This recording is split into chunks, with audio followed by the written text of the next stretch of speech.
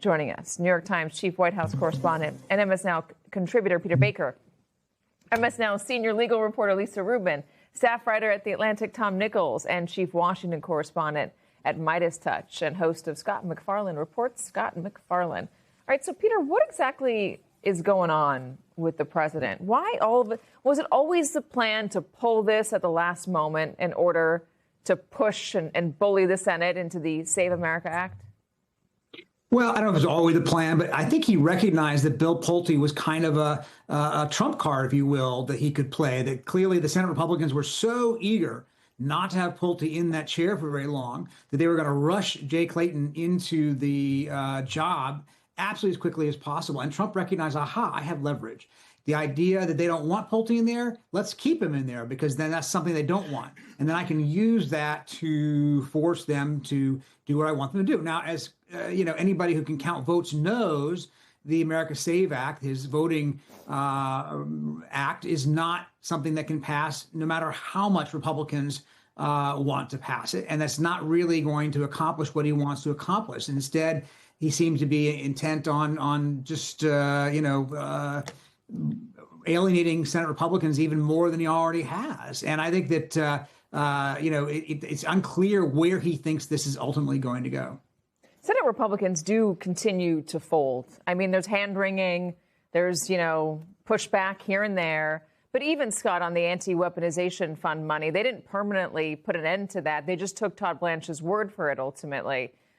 Is it still completely out of the question to ask if this Senate, with these Republicans, is unwilling to get rid of the filibuster? It seems to be a deal breaker. So go ahead, Peter. Scott, go ahead. Sorry. Sure. It's especially a deal breaker when they don't know their fortunes in November, Katie. I mean, the prospect of a Democratic takeover seems to be increasing in their minds by the day. Ohio looks competitive. Georgia looks competitive. So does Michigan, Maine, potentially Texas, and potentially Florida.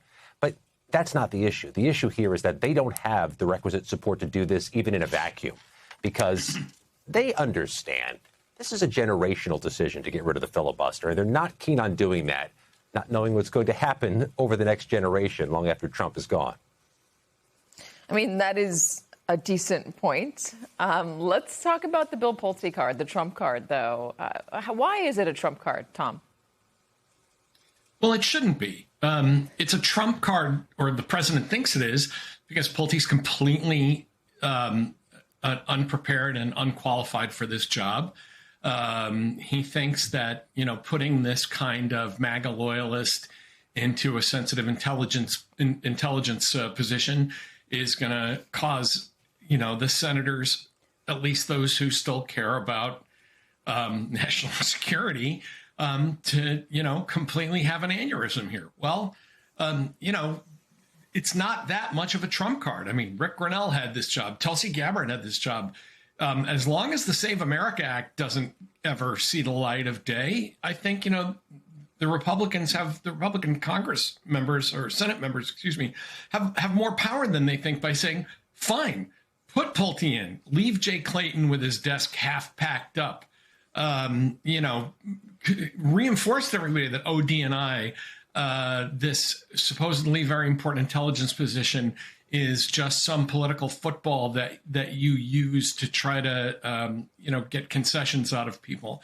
I agree with Peter. I don't know where the president thinks this is going, but it could well be that if Republicans in the Senate simply say, we've had enough of this, fine, put him in. Then what happens? What about FISA, Tom?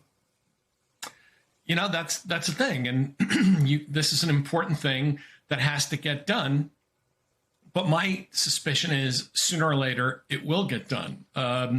If this is part of the hostage deal, this legislative hostage deal, then the Senate can simply say, well, the Democrats aren't going to play ball. Pulte's an acting. No one's ever going to confirm him. And so when all this is over, then we'll get back to business as usual. But I think, the president is trying to kind of pull this shakedown by I mean, think about what we're talking about. The president of the United States is trying to get what he wants by threatening to put a completely unqualified, unconfirmable person into an important job. And I think maybe the Republicans ought to think about a way to say, okay, challenge accepted. Yeah, I mean, I wonder if this is the moment. Look at, I know we've seen them fold and capitulate over and over again in the past, but I'll put up on the screen all the ways where we've seen some breakage between the Republican Party and Donald Trump. There's the anti-weaponization fund for a moment. Bill Pulte, as we've been talking about, FISA renewal, the Iran war, White House ballroom funding, Senate filibuster, again, talking about that as well, the Epstein files. How much should we make of all this, Peter? Well, it's not an open, full-on revolt, but it's clearly at least some flexing that we haven't seen in the first year of this second term. And let's remember why. Only 1/3 of the Senate seats will be open for election this fall. The other 2/3 of the Senate don't have to worry about Donald Trump because he will be leaving office or out of office the next time they're up for election. And a number of them who were up for election have been targeted by Trump and beaten in primaries, like Bill Cassidy in Louisiana and John Cornyn in Texas. And therefore, they don't have a lot of loyalty left to have to show to this president if they choose to disagree with him. Now, whether they're going to or not, we don't know, right? In some instances, they might, but in others, they might not. Tom Tillis, obviously retiring, another been outspoken Republican. Susan Collins, facing a tough race in Maine, has often voted against the president, which is, in keeping with her constituency. So you can see how you can put together, 4 votes on the Republican side to deny Trump what he wants in a 53-vote Republican Senate. The question is whether they're actually do something proactively to block him, like on that $1.8 billion fund, which they decided not to. John Cornyn is very concerned, he says, about the IRS get out of audit free card that Todd Blanche gave to President Trump, but they don't necessarily seem to be willing to block his nomination or do something legislatively to make that against the law. So we'll see what happens. I think it's on the edge, but it's not a full-on revolt. Yeah, I think you're right about that. And that was going to be my next question to you, Scott. Does this affect the Todd Blanche nomination in any way? And from your reporting, where does it stand? The slush fund is the pivotal issue. Perhaps no surprise, Katie. Tom Tillis, the pivotal vote in the Senate Judiciary Committee, told me he doesn't have January 6 concerns about Todd Blanche. One could ask why. But he does have slush fund concerns and this get out of jail or hall pass IRS absolvement that Trump now has. Tillis has questions about that. He meets with Blanche on Capitol Hill next week, Katie. The hearings would likely be mid to late July. All of this is going to come up. And, oh, by the way, Democrats are not going to let this rest. They think Todd Blanche has some January 6 questions to answer, including why he is championing the pardons and celebrating the pardons. There are lots of bear traps all around it. Yeah, and I think you're right about that. Let's talk about Jay Clayton. He was somebody that it looked like would have had a relatively easy time getting to the Senate. I was just talking to Senator Mark Warner yesterday, who said he had a good meeting with him. I'm going to talk to Mark Warner again in a moment. What is our understanding of Jay Clayton, how he factors into all of this? Didn't he recently, by the way, deny the 2020 election? I think what Jay Clayton said was that he had some concerns about whether or not there was fraud in California in the most recent election in ways that alarmed people who are used to seeing Jay Clayton as one of the more reasonable and moderating voices in this Department of Justice. But, Katie, let's make no mistake. The president's tweet saying that he's afraid to take Jay Clayton out of SDNY until Jamie McDonald can be confirmed, that is a red herring. That is not what's going on here for a couple of reasons. One, the attorney general can appoint Jamie McDonald as the acting U.S. attorney for SDNY at any point in time. And indeed, that's how multiple U.S. attorneys around the country are functioning. In fact, that's how Jay Clayton himself is in the job. He's never been Senate confirmed. So what is this really about? This is less about what happens to SDNY and more about what Trump wants to do with ODNI in the remaining time that Bill Pulte is there. And that's the question I think that should loom large for all of us is, what exactly does Trump want Bill Pulte to do? Why he is acting as the director of national intelligence that Jay Clayton, for example, would not were he confirmed. So Tom seems to, and I'll go back to you on this, Tom. Tom seems to think that the role ultimately doesn't have the same significance with the people that Donald Trump has already put in place there. And Tom, if you want to correct me, I'll give you a moment to do so in a second.